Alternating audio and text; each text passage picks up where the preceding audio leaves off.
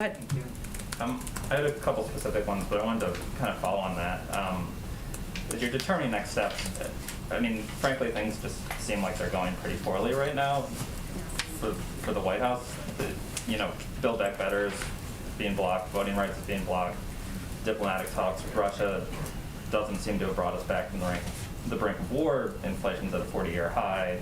The virus is setting records for infection. So as we kind of hit this 1-year period and a period where everything seems like it's in pretty rough shape, or nearly everything, which is not an invitation, I guess, to list off some other things. I'm wondering, at what point do you take stock and say that things need to change internally, whether it's your outreach toward the Hill, whether it's the leadership within the White House? You seem to be stymied on an incredible number of fronts right now. Well, let me give you a little bit of a different take on this. More than 200 million people are vaccinated. We've had a record job growth, record low unemployment rates historically in this country over the last year. We've rebuilt our alliances and our relationships around the world.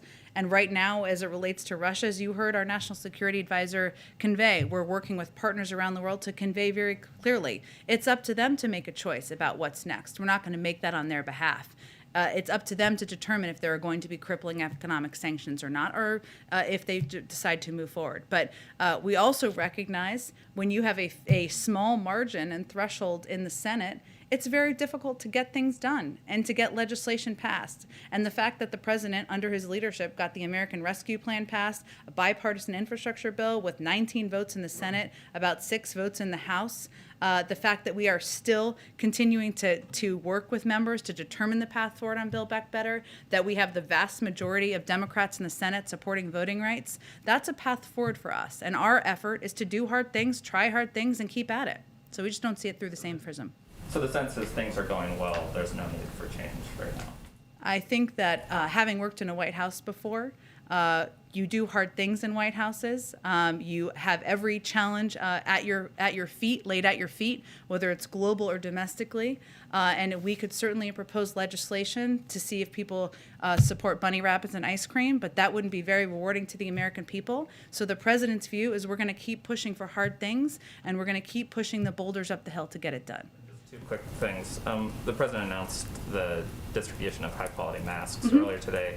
That's been kind of a vague and undefined phrase. I understand well-fitting, like what that literally means, but in terms of the masks that you're trying to procure, do you have a sense of the N95s, KN95s in that universe, or is that just we're not quite there in the process? We'll have more, I expect, in the coming days on that. And but right now, just so people understand the backstory here, the history, I should say, is we've distributed more than 30 million masks to food banks and community health centers. States have been doing that as well. We have a stockpile of 700 million high-quality masks in the government, and they are also widely available across the country. So what we're talking about here is making high-quality masks, as you know, available to the American people for free. There are a lot of ranges of high-quality masks. I think we'll have more details on that, on what that looks like next week. And then, I know you're limited a little bit about what you can say about politics from the podium, but the RNC said today that they would ask their candidates not to participate in debates held by the commission that has done it for the last few decades. Do you or the president have any reaction to that move by the RNC? Well, the president has participated in many debates over the course of his career and believes they play a role in allowing the American people to hear from candidates and where they stand. So I think it's more a question best posed to the RNC on what they're so afraid of. Would he participate in a debate that was planning to run for re-election, at least he said, and would he participate in a debate outside of the commission? I would point you to the DNC for that and any more specifics. Go ahead. If you enjoyed this video, hit like and subscribe to our channel so you'll be sure to see similar videos from BlazeTV with the added bonus of signaling YouTube that your voice and opinion still matters. And if you're looking for more great conservative content, check out one of the 2 videos suggested here. And let's go.